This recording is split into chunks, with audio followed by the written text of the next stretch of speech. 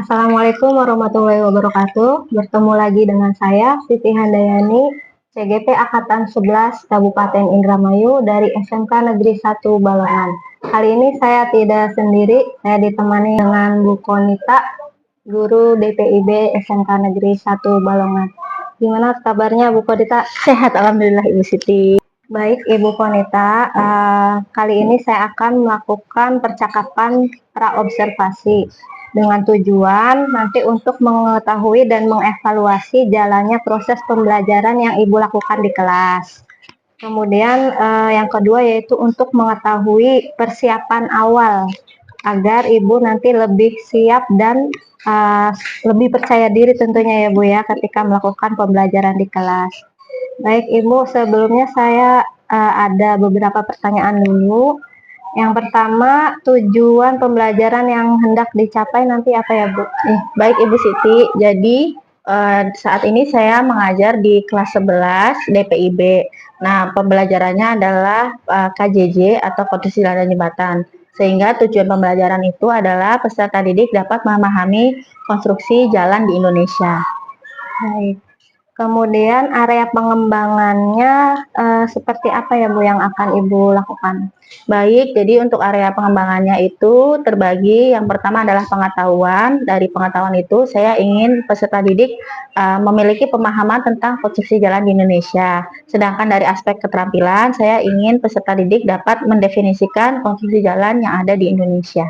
Baik, Ibu sudah tertuju ya Bu ya. Iya, dari betul. tujuan pembelajarannya sudah ada, kemudian area pengembangannya tadi pengetahuan dan keterampilan ya Bu ya. Iya. Kemudian saya ingin mengetahui Bu bagaimana rancangan pembelajaran yang Ibu buat seperti metode, strategi ataupun model pembelajaran yang akan dipakai nanti. Baik Ibu Siti, untuk pembelajarannya saya akan melaksanakan dalam model project based learning. Kemudian untuk strateginya saya akan pembelajaran berdiferensiasi terintegritas dengan PSE atau pembelajaran sosial emosional. Lalu untuk metodenya saya akan melakukan penugasan melalui aplikasi live worksheet. Baik Ibu, sudah sangat bagus ya Bu ya. Nanti mudah-mudahan bisa terlaksana dengan baik. Amin. Tapi nanti Ibu menggunakan media pembelajarannya apa ya Bu? Kalau medianya saya akan menggunakan video pembelajaran. Oke, untuk jadwal dilaksanakannya supervisi kapan Bu? Jadwalnya itu di hari Senin di jam 1 sampai jam 3. Baik Ibu, saya catat untuk jadwalnya di hari Senin ya Bu ya. Di jam pertama sampai jam ketiga di kelas 11 DPIB 1. Oke, 11 DPIB 1 ya Bu ya. Nanti pada jadwal yang sudah ditentukan, saya akan melihat dan mencatat proses Ibu mengajar, proses pembelajaran di kelas 11 DPIB itu. Setelah itu nanti akan dilakukan percakapan pasca observasi dengan pengajar praktik ya. Semoga nanti Ibu berkenan. Iya. Baik Ibu, nanti kita bertemu di jadwal yang ditentukan ya Bu ya. Terima kasih atas waktunya. Sama-sama. Terima kasih. Oke semuanya, Assalamualaikum warahmatullahi wabarakatuh.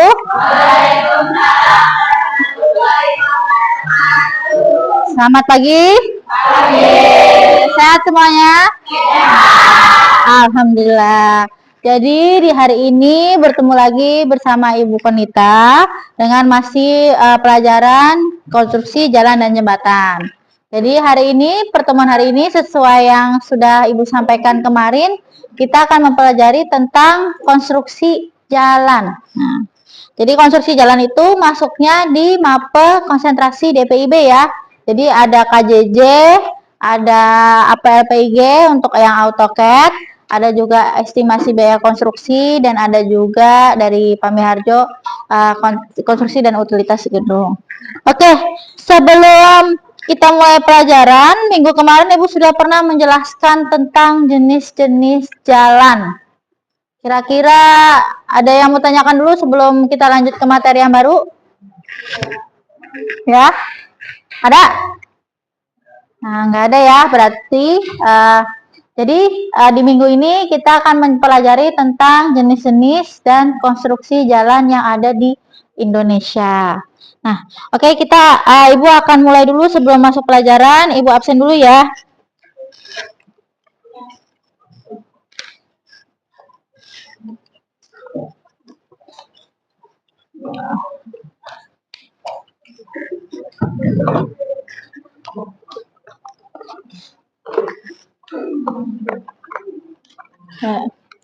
Ade Maulani hadir. Akroni luar. Alamin, Al-Hadi, Anggi, Ayu, Deni, Dewi, Dimas, Eka, Eva, Fahri, sakit. Fahri Aski, apa ya? Gali, Hanan, Ibnu Hasan, izin. Julian, Kurniasari, Tir, Melisa, Muhammad Rifki, dah. Nur Eka, Nurul Anissa, Ompi Ade, di luar. Fitri, Randy, Revina, Rianto, Sahtia, Saskia, Sakit, Sandy, Sujati, luar. Sulistiani, Wika, Wiwin, Wulan. Oke, nanti kalau ada yang sakit dikasih tahu ke walasnya ya untuk segera ditindaklanjutin, ditengokin atau ditanya kabarnya. Oke, Ibu akan mulai aja. Sebelum kita masuk ke materi, Ibu akan menyatakan beberapa video. Nah, video ini coba kita pelajari bareng-bareng ya. Sebenarnya apa sih yang dimaksud dengan konstruksi jalan?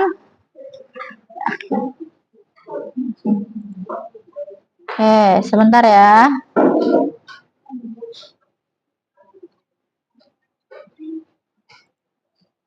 Welcome back again to our channel. Suaranya kedengeran? Yang suka jalan-jalan. Kalian tahu nggak bagian-bagian jalan itu ada apa aja sih?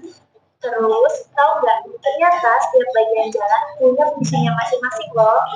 Nah, kali ini spesialis konstruksi akan membahas tentang bagian jalan beserta dengan fungsinya.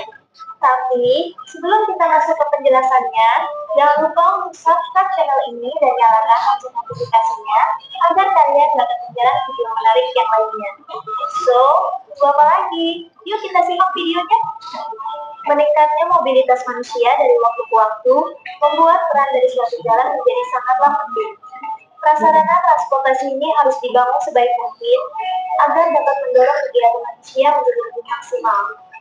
Menurut Undang-Undang Nomor 38 Tahun 2004, jalan adalah prasarana transportasi darat yang meliputi segala bagian jalan. Ini harus dihafalkan ya, nanti biasanya sering keluar di ujian untuk undang-undang nomor berapa. Ini coba kalian perhatikan. Yang pertama, ruang manfaat jalan atau biasa disebut rumaja. Oke, Ibu pause dulu. Ada namanya rumaja, bukan si Ruru majak. Ini ya, majak ngerujak gitu ya, nama rumaja, singkatan dari ruang manfaat jalan. Yang harus dihafalin, rumaja, ruang manfaat jalan. Adalah suatu ruang yang dimanfaatkan untuk konstruksi jalan yang terdiri atas badan jalan, saluran tepi jalan, serta ambang pengamannya. Badan jalan meliputi jalur lalu lintas dengan atau tanpa jalur pemisah dan bahu jalan termasuk jalur pejalan kaki. Sedangkan ambang pengaman jalan terletak di bagian paling luar dari ruang manfaat jalan dan dimaksudkan untuk mengamankan bangunan jalan. Yang kedua, ruang milik jalan Rumija. Rumija. Tadi rumaja, nah rumija. Tanah tertentu di luar rumaja yang masih menjadi bagian dari ruang milik jalan yang dibatasi oleh tanda batas yang dimaksudkan untuk memenuhi persyaratan keluasan keamanan penggunaan jalan, antara lain untuk keperluan pelebaran ruang manfaat jalan pada masa yang akan datang. Yang ketiga ada ruang pengawas jalan atau biasa disebut ruasja. Ruasja adalah ruang tertentu yang terletak di luar ruang milik jalan yang penggunaannya diawasi oleh penyelenggara jalan agar tidak mengganggu pandangan pengemudi, konstruksi bangunan jalan, dan tidak mengganggu fungsi jalan. Terganggunya fungsi jalan disebabkan oleh pemanfaatan ruang pengawasan jalan yang tidak sesuai dengan peruntukannya. Ada bagian-bagian jalan yang harus kalian ketahui kegunaannya, yang dimana berfungsi sebagai perlengkapan dan diperuntukkan bagi lalu lintas. Ada jalan. Merupakan jalur lalu lintas, baik yang digunakan untuk satu jurusan maupun dua jurusan dengan lajur tertentu. Nah, ini bahu jalan. Bahu jalan merupakan bagian tepi jalan, baik di kiri maupun di kanan jalan, yang dipakai untuk berhenti atau istirahat. Median diperuntukkan bagi pemisah jalan, atau bisa juga pemisah antara jalur cepat dan jalur lambat. Trotoar diperuntukkan para pejalan kaki di kiri atau di kanan jalan, biasanya lebih tinggi dari permukaan jalan. Separator diperuntukkan sebagai pemisah jalan dengan tinggi tertentu, baik untuk memisahkan arah, jalur cepat atau lambat, ataupun laju. Marka jalan merupakan pemisah jalur yang terbuat dari cat atau road strip dengan lebar dan panjang tertentu maupun menerus, baik terdiri atas satu ataupun dua garis. Jadi bagian jalan banyak ya. Ini ada masuk drainase. Ini akan kita pelajari di materi berikutnya yang drainase. Air baik terbuka maupun tertutup, bahkan dapat sejajar maupun menghadap jalan. Guardrail atau sering disebut pagar pengaman adalah sistem pengaman orang atau kendaraan yang terbuat dari rel besi atau baja panjang sebagai pagar pada jalan-jalan yang berbahaya seperti jalan bebas hambatan atau tol, pegunungan, sungai, jurang, dan lain-lain. Sekian video dari spesialis konstruksi kali ini. Nantikan video menarik lainnya dan jangan lupa like, komen, share, dan subscribe channel ini supaya kalian gak ketinggalan video menarik kami selanjutnya. Oke. Dari sekilas coba kita lihat satu video lagi tadi ya.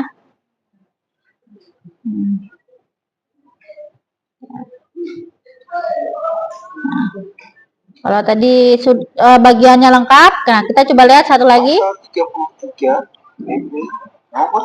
Nah, tadi kan 38 tahun 2000 ini ya. Ini sekarang yang nomor 34 tahun 2006. Kurang lebih undang-undang itu sama, hanya direvisi-revisi aja. Jadi ingat ada berapa bagian? Pertama adalah yang paling dalam ada ruang Rumaja apa Rumija dulu? Rumaja, singkatan dari ruang manfaat jalan. Mak ya, manfaat. Rumija, milik jalan. Ruwasja, ya, pengawasan jalan. Ya, kita lanjut lagi. Ruang manfaat jalan terdiri dari badan jalan, mencakup jalur lalu lintas dan bahu jalan, saluran tepi jalan, dan ambang pengaman jalan. Jalur lalu lintas hanya digunakan untuk lalu lintas, baik kendaraan bermotor maupun kendaraan tidak bermotor. Tidak bermotor. Nah, aduh. Jangan berjalan kaki di jalur lalu lintas, kecuali menyeberang di zebra cross dan ZOS. Nah, ini ya, sesuai rambu-rambu yang ada, menyeberang harus sesuai. Di trotoar, bila tidak tersedia, gunakan bahu jalan dan berjalanlah berlawanan dengan arah datangnya lalu lintas. Yang sering kita salah kaprah, ternyata kalau orang berjalan harus melawan arah lalu lintas ya. Di jalur lalu lintas. Nah, ini yang sering bikin macet ya. Jangan menggunakan ruang manfaat jalan dan ini di pegunungan biasanya. Mendirikan bangunan, lapak usaha dan tempat parkir. Di sekilas bisa dilihat tadi. Dan tempat parkir. Yang salah kira-kira kenapa ini? Lalu lintas, kecuali tadi dia lalu lintas menggunakan jalan ya lalu lintas. Sering terjadi nih, ibu sering menemui di Indramayu, kadang jalannya ditutup. Ada apa kira-kira? Kalau jalan itu ada hajatan, ada wayang sering ditutup. Tapi kalau ditutup pun biasanya dari jauh-jauh sudah dikasih rambu-rambu ya. Nah, Ada juga mungkin tadi kalau yang nyebrang sembarangan, usahakan menyeberang di zebra cross. Terus tadi ketika nggak ada trotoar bisa berjalan di bahu jalan. Nah, tadi kenapa sih berjalannya harus berlawanan dengan datangnya lalu lintas? Ada yang tahu nggak? Betul, jadi kalau kita berjalannya tidak searah sama lalu lintas, kita bisa tahu ada kendaraan yang ke depan dari kita. Kalau dia berjalannya sama dengan lalu lintas, barangkali supirnya ngantuk, supirnya lagi nggak konsen, kitanya lagi lewat, kita juga nggak tahu kalau ada kendaraan di belakang kita ya. Jadi usahakan, ini sama juga sering terjadi kalau di kota-kota besar kan sekarang lagi trennya itu ya lari gitu ya. Klub lari. Nah, itu biasanya kalau orang lari itu paling benar dia berkebalikan dengan arah lalu lintas. Ini juga parkir yang bikin penuh, termasuk dan ruang jalan. Jadi Rumaja dan Rumija dipakai buat jualan. Kayak gini di mana kira-kira? Kalau kalian pernah lihat? Tempat banyak ya. Kan Rumaja sama Rumija termasuk trotoar juga masuk Rumija ya. Ruang manfaat jalan juga kan, atau ini jadinya malah dipakai untuk berjualan, akhirnya tidak sesuai dengan fungsinya. Itu sering terjadi di Konoha ya. Nah, oke. Tadi sekilas tentang Rumaja, Rumija, dan Ruasya. Ada yang mau tanyakan terlebih dahulu mengenai materi ini? Nah, kita cek dulu ya tadi.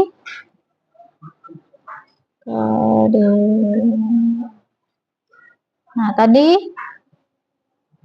kalian sudah mencatat tadi ini ya, Rumija, Rumaja, ya. Jadi urutannya yang mana dulu sebenarnya? Nah, Rumaja dulu, Rumija, baru Ruasya. Nah, oke. Nah, sekarang kita mau coba ya, kira-kira dari yang sudah dicatat itu, kalian kira-kira sudah paham atau belum tentang materi yang kita pelajari hari ini. Kita akan coba melakukan kuis. Nah, kuis ini bisa sebagai nilai harian ya. Kalau kemarin mungkin kita menggunakan live worksheet, hari ini Ibu akan menggunakan kuisis. Nah, silahkan kalian boleh scan QR code-nya. Nah, sudah bisa ya scan QR code? Sudah bisa? Silakan. Kalian ikuti dulu kuisnya. Ini bisa Ibu tambahkan sebagai nilai harian ulangan ya. Boleh, silakan. Disiapkan dulu handphonenya masing-masing.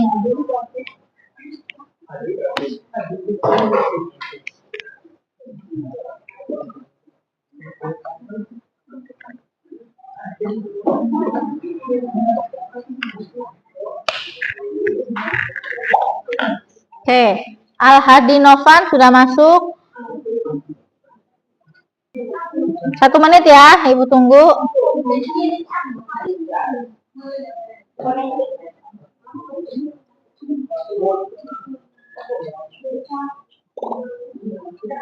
Oke, sudah 23 orang masuk.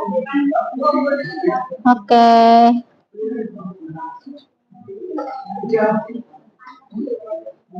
Tadi urutannya apa? Yang awal, Rumija apa Rumaja dulu? Singkatan dari ruang milik jalan.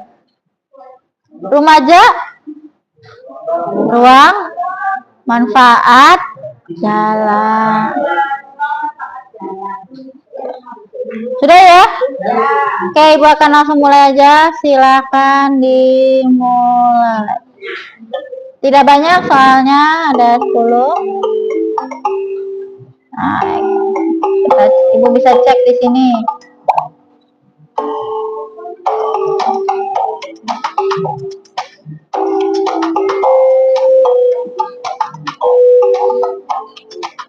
Nanti kalau ada bonus kekuatannya langsung dipakai buat bisa booster ya. Wah, udah banyak yang salah ini.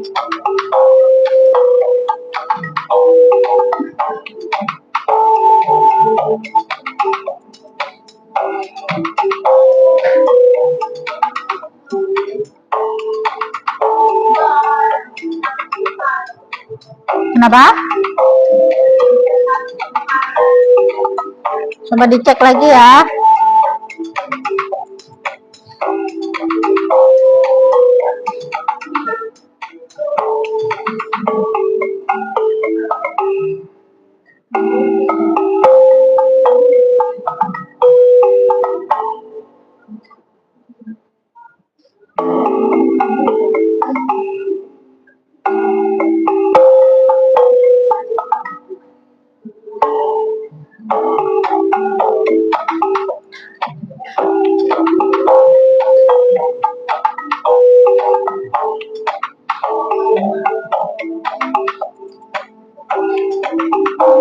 Bu, akhiri dulu ya. Kita lihat skor sementara dulu.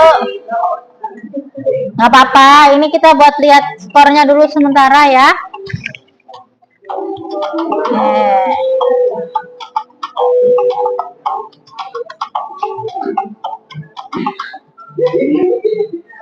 Oke, kita lihat peringkat pertama Deni, kedua Al Hadi, dan yang ketiga Satya. Kita beri tepuk tangan buat teman kita semua. Nah, kalian semua hebat ya. Yang penting sudah mencoba. Next, nanti di pertemuan berikutnya kita coba lagi. Semoga hasilnya bisa lebih maksimal. Oke. Jadi tadi yang dicek ada beberapa pertanyaan yang salah ya. Ada yang benar. Satya di sini 70%. Terus yang lainnya nanti dicoba lagi di kesempatan berikutnya ya. Nggak apa-apa. Yang penting sudah mencoba. Oke. Berarti setelah ini Ibu mau melihat catatan yang tadi sudah ditugaskan, boleh dikumpulkan. Ibu akan lihat dan Ibu akan memparafnya ya. Silakan kumpulkan dulu catatannya di depan sini. Ya, nggak apa-apa.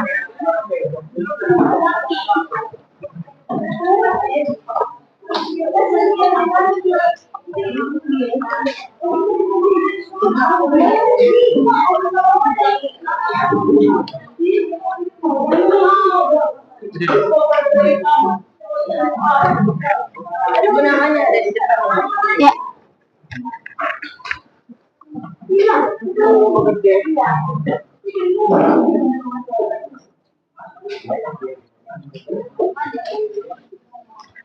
Sudah semua ini? Ya, ditunggu ya.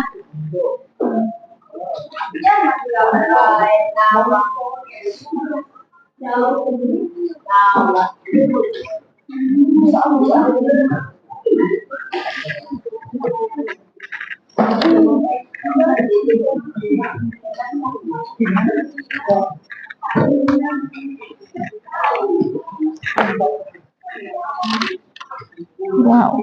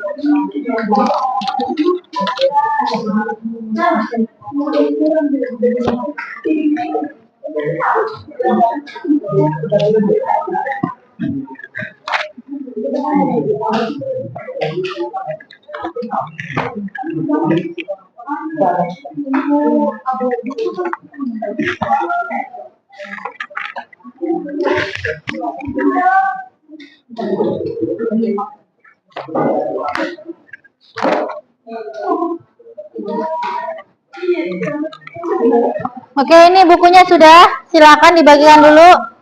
Ya, yang belum.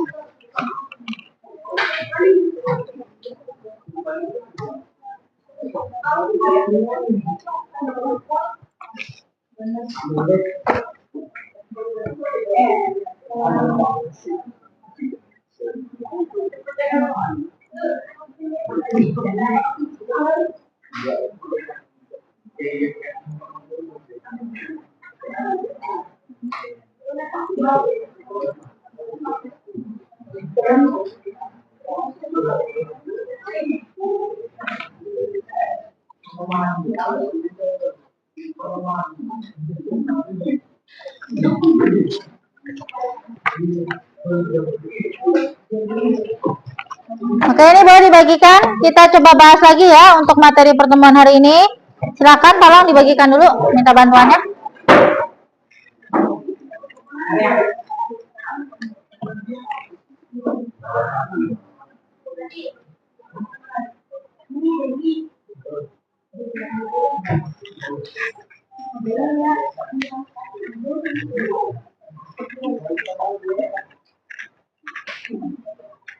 Dibantu biar cepat.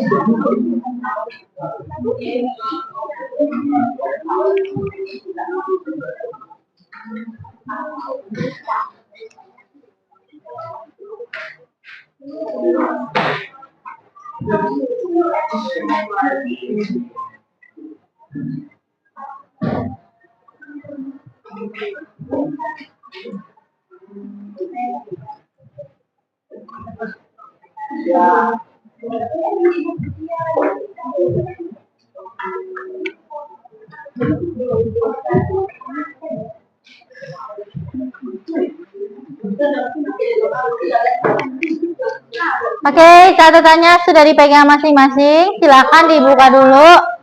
Kita coba bahas lagi sebelum pertemuan hari ini selesai ya. Oke. Berdasarkan UU, singkatan apa itu? UU. Undang-undang nomor ya, 2. Nggak kelihatan ya di sini. Ada di catatan tadi ya? UU. Silakan kalau nggak ditambahkan Undang-Undang nomor 38 tahun 2004. Silakan boleh ditambahkan di catatannya tentang peraturan bagian-bagian jalan. Ya, sebentar.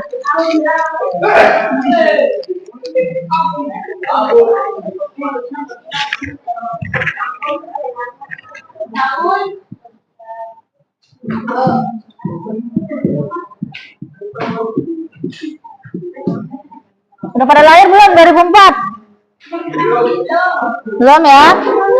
Dan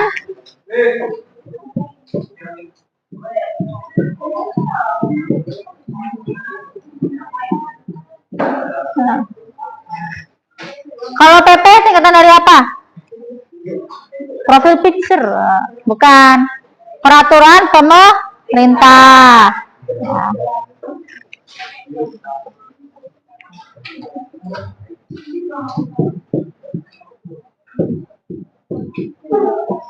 Silakan boleh ditambahkan Barangkali nanti ketika ujian keluar ya.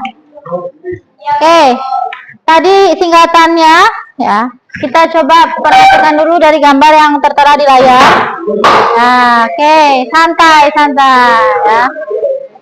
Oke. Yang pertama ada apa? Yang bagian paling dalam ada namanya rumaja, ruang manfaat jalan. Nah, di dalam rumaja itu sebenarnya ada lagi. Kalau kalian perhatikan, yang biru ini adalah lajur lalu lintas. Nah, yang warna biru muda ini dipisahkan dengan apa ini? Ya, ada garis pembatasnya. Ya, ambang pengaman atau garis lajur lalu lintas pemisah. Kadang kalau di jalan utama pasti ada ya, memisahkan kendaraan biar bisa lewat kiri dan kanan. Nanti yang mainan tiktokan lanjut nanti ya. Jangan pas pelajaran, tolong. Next, kemudian ada tadi lajur lalu lintas yang berwarna gelap ini biasanya untuk aliran air. Tadi kita sebut apa aliran air? Drainase. Itu ada di materi untuk beberapa pertemuan berikutnya, itu ada yang membahas tentang drainase ya, baik drainase jalan ataupun drainase jembatan. Nah, yang warna biru gelap nih yang biasanya dipisahkan oleh garis putih hitam disebut dengan apa? Nah, kalau di sini bahu jalan yang warna biru agak tua, nah yang biru gelap ini kita sebut dengan trotoar. Sering lihat trotoar nggak di Indramayu? Dijadiin apa? Orang jualan ya, angkringan dan sebagainya. Nah, itu berarti kan salah satu pemanfaatan badan jalan atau bagian jalan, ruang manfaat jalan yang tidak seharusnya. Makanya sering kejadian ya kalau kalian lihat kendaraan menabrak orang jualan. Nah, ternyata kalau dilihat orang jualannya makan jalan bagian trotoar, dia berjualan di atas trotoar. Bukan berarti membenarkan orang yang bawa kendaraan ngebut ya, tapi dengan orang berjualan di trotoar itu juga sebenarnya salah satu tindakan yang kurang tepat. Jadi kalau ada kejadian seperti itu kan yang dirugikan orang yang berjualan. Terus ada juga setelah rumaja ada namanya rumija. Singkatan dari ruang milik jalan. Jadi bukan cuman jalan aja yang ini, jalan juga punya kepemilikan. Dan yang terakhir ada namanya ruwasya. Kalau kalian perhatikan, ruwasya itu sampai ke rumah orang. Kenapa kira-kira? Nah, jadi di adanya ruwasya itu berdasarkan catatan kalian, coba dilihat ya, fungsinya adalah sebagai pengawasan jalan. Makanya usahakan kalau bangunan yang mepet dengan jalan itu biasanya dikasih halaman sedikit, nggak langsung mepet jalan kan. Nah, dikarenakan nanti kalau suatu hari ada pelebaran jalan, biasanya bangunan itu yang akan dihabiskan. Bangunan itu yang akan dipepret, istilahnya dipotong gitu ya. Sering terjadi, apalagi kalau misalnya bangunannya benar-benar sudah di pinggir jalan, itu akan lebih bahaya. Makanya dibuatlah peraturan untuk mengatur. Kalau nggak diatur gimana? Ya orang akan bikin bangunannya pas di pinggir jalan. Kalau ada apa-apa, wah gimana sih orang kok nabrak rumah saya, padahal kalau dilihat oh ternyata bangunannya yang melebihi. Oke, kira-kira begitu untuk pertemuan hari ini. Ada yang mau ditanyakan terlebih dahulu? Ada. Tadi di pertemuan awal kita sudah melihat video ya, melihat materi, kemudian sebelumnya sudah mencatat juga, kemudian kita mencoba asesmen menggunakan kuisis, dan diakhiri dengan kita melakukan refleksi pembahasan singkat mengenai materi yang kita pelajari hari ini. Apabila tidak ada pertanyaan untuk pertemuan hari ini, Ibu akhiri dulu. Nanti kita akan bertemu di pertemuan berikutnya yang akan membahas materi tentang jenis-jenis drainase, baik di jalan ataupun jembatan. Kalau begitu, Ibu tutup dulu pelajaran hari ini. Wassalamualaikum warahmatullahi wabarakatuh. Terima kasih, Ibu. Doakan kami sukses. Aku sayang Ibu.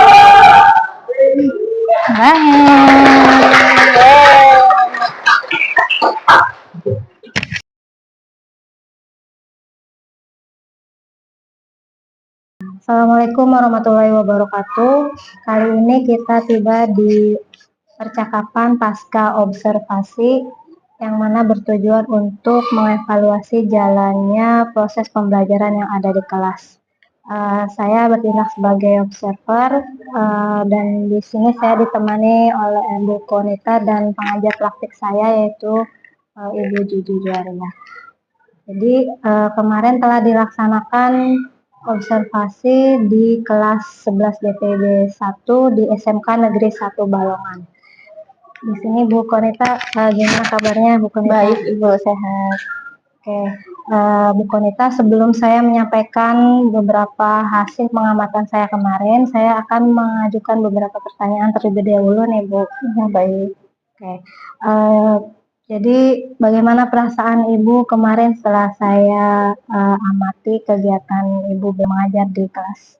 Baik, perasaan saya merasa senang karena selama di observasi itu saya jadi belajar hal baru bahwa mengajar itu tidak hanya istilahnya mementingkan kebutuhan transfer ilmu, tapi juga perasaannya peserta didik, lalu bagaimana cara saya mengelola pembelajaran di kelas, serta media dan asesmen yang harus saya gunakan di dalam pembelajaran biar terasa lebih menarik agar siswa itu bisa lebih berkonsentrasi dalam mengikuti pembelajaran di kelas.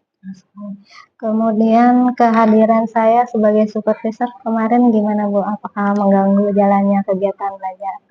Ya, tidak mengganggu sama sekali karena kemarin itu materinya cukup padat, jadi saya fokus ke peserta didik. Jadi Ibu Siti saya anggap ini sebagai salah satu peserta didik, jadinya biar saya tidak grogi juga ketika di supervisi. Gitu. Aman ya Bu ya. Iya. Kemudian adakah hal-hal yang baik yang sudah Ibu lakukan saat mengajar kemarin? Baik, jadi untuk kemarin saya melakukan salah satunya dari yang sudah saya baca-baca tentang bagaimana pembelajaran yang baik di kelas, terutama di modul untuk sosial emosional. Salah satunya ketika saya mengabsensi peserta didik, saya tanyakan kehadirannya, adakah yang tidak hadir. Nah, apabila ada yang sedang berhalangan, sedang sakit, lalu saya menyarankan ke peserta didik untuk menyampaikan ke wali kelas untuk mungkin setidaknya akan menengok untuk temannya yang sakit. Kemudian juga hal-hal berikutnya yang saya merasakan adalah awalnya peserta didik mungkin tidak antusias pada materi karena materinya cukup agak pusing gitu ya, karena itu kan konstruksi jalan nama-namanya hampir mirip. Kemudian saya tunjukkan dalam bentuk video, lalu kita coba kuis, kemudian mereka mulai terbuka materi tersebut walaupun ada kesulitan, ada membedakan antara remaja dan dewasa, tapi akhirnya mereka memiliki pemahaman tersendiri. Jadi kemarin sempat ketukar-tukar ya? Iya betul, anak-anak remaja ya.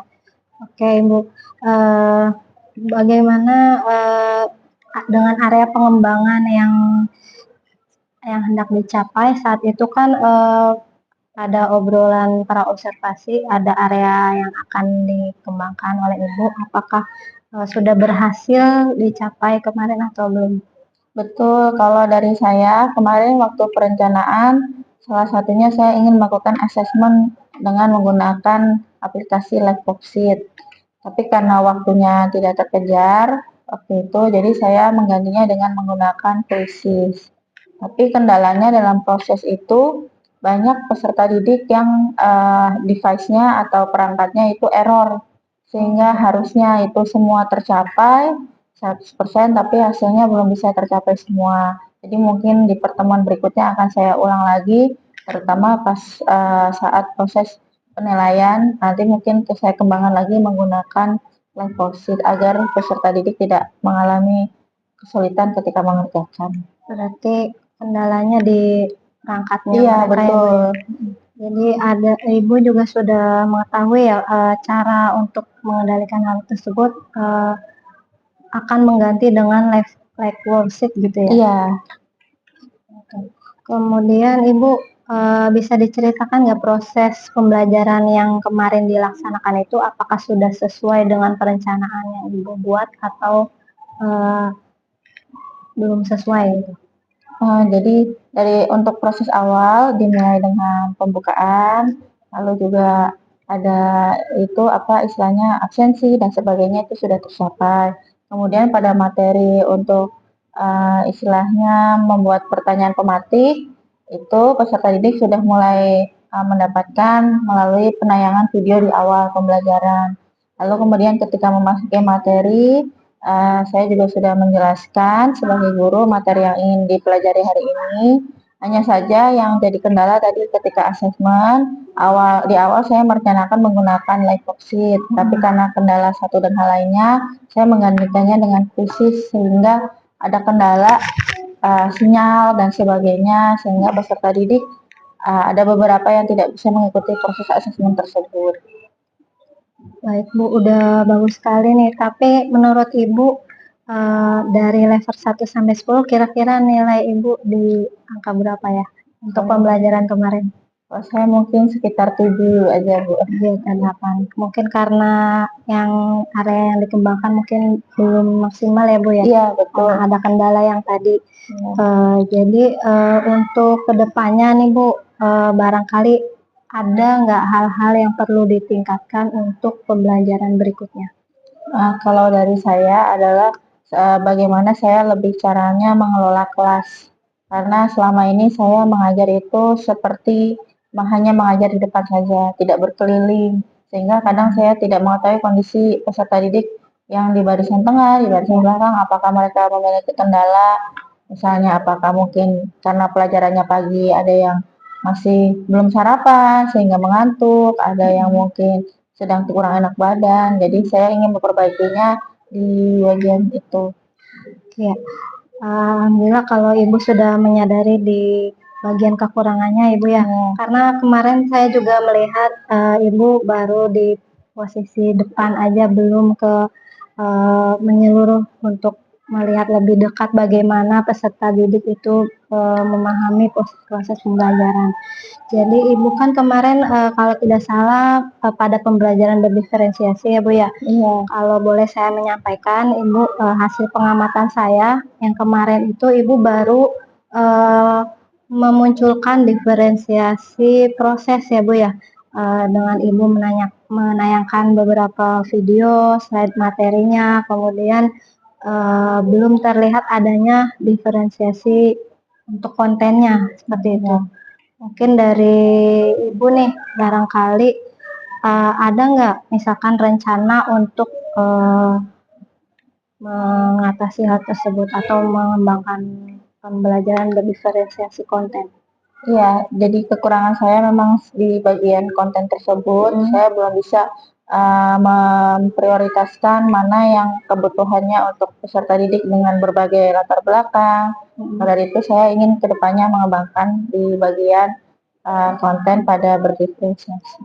Kalau di kelas yang lain Bu, sebelum dari ya di 11 DPB 1 itu, Ibu pernah nggak misalkan mengelompokkan siswa berdasarkan minat dan bakatnya?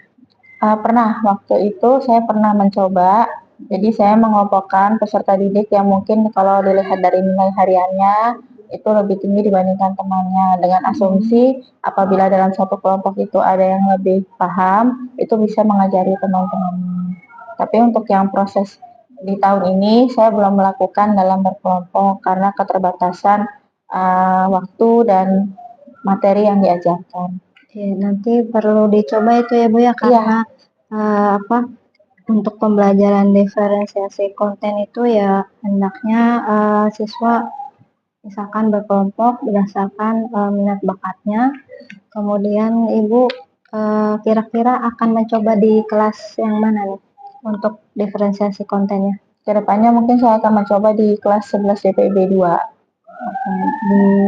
Di kelas 11 DPB 1-nya juga tetap perlu dikembangkan ya Bu ya, Iya. untuk proses pembelajaran diferensiasinya mungkin dengan materi yang berbeda dan tujuan pembelajaran yang berbeda. Kemudian untuk komitmen Ibu nih melaksanakan KBM tersebut, apakah perlu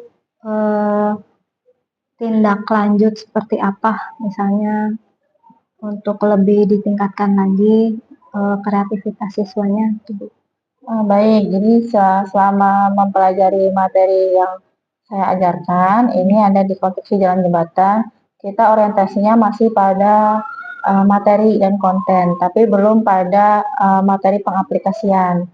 Jadi pengaplikasian itu bisa dalam bentuk kita menggambar konstruksi jembatan atau bisa juga merencanakan. Jadi rencana saya ke depannya, saya ingin mencoba pada kelas tersebut kita sama-sama merencanakan contohnya sebuah konstruksi jembatan. Kemudian kita coba setelah merencanakan, lalu prosesnya kita menggambar, kemudian kita mencoba membuat miniatur. Nah, miniaturnya itu nanti bisa digunakan untuk adik-adik tingkatnya untuk bisa lebih memahami. Kalau hanya dalam bentuk gambar, mungkin mereka susah memvisualisasikannya. Tapi kalau bila dalam bentuk ada miniatur, nanti kedepannya mungkin materinya atau yang saya jelaskan mungkin bisa lebih diterima. Baik. Jadi Ibu akan membuat konten ya Bu ya, berarti Iya. lebih ke konten. Ya. Kemudian kalau boleh tahu nih Bu, yang tadi mendesain itu menggunakan aplikasi atau perangkat lunak apa Bu? Kalau untuk desain bisa menggunakan aplikasi AutoCAD. Kemudian yang miniaturnya itu bisa diceritakan lebih detail nggak, perencanaannya seperti apa? Baik, kalau miniatur itu banyak bahan-bahan yang bisa digunakan. Kalau misalnya ingin menggunakan bahan yang bisa didaur ulang, kita bisa menggunakan bahan dari stik es krim. Tapi ada juga dalam bentuk jembatan itu ada yang istilahnya miniatur pra-assembly atau istilahnya belum dirakit. Jadi kita bisa membeli di e-commerce dan sebagainya, kemudian kita bersama-sama merakit untuk membentuk jembatan itu dalam satu bentuk yang utuh. Berarti sangat memungkinkan untuk dilaksanakan oleh siswa ya Bu ya? Iya, betul. Dengan material atau bahan-bahan yang tersedia. Iya. Oke Ibu, kira-kira nanti kapan Bu itu direncanakannya? Untuk pelaksanaannya kapan? Direncanakan di semester depan setelah penilaian semester biasanya. Untuk semester depan ya Bu ya berarti ya. Oke. Baik Ibu, terima kasih banyak atas kesempatannya. Kemudian Ibu mudah-mudahan bisa melaksanakan tindak lanjut tersebut yang sesuai sudah direncanakan itu dengan waktu yang tentunya lebih fleksibel, lebih luas lagi di semester yang akan datang ya Bu ya. Iya. Demikian percakapan pasca observasi yang saya lakukan dengan Ibu Konita. Kali ini saya akan memberikan kesempatan kepada Ibu Juju sebagai PT untuk memberikan umpan balik terhadap saya. Bu Siti Handayani, di sini saya dapat mengamati bahwa Ibu Siti sangat bagus sekali ya dalam melakukan sebagai observernya ya, sebagai pengamatnya gitu, karena sudah bisa melihat praktek dari Ibu Konita mana yang belum terlaksana, mana yang sudah seperti itu. Mungkin itu saja, tetap semangat. Pokoknya terus menularkan kebaikan-kebaikan. Pokoknya kita itu pembelajar sepanjang hayat ya. Itu saja Bu Siti, kurang lebihnya. Assalamualaikum warahmatullahi wabarakatuh.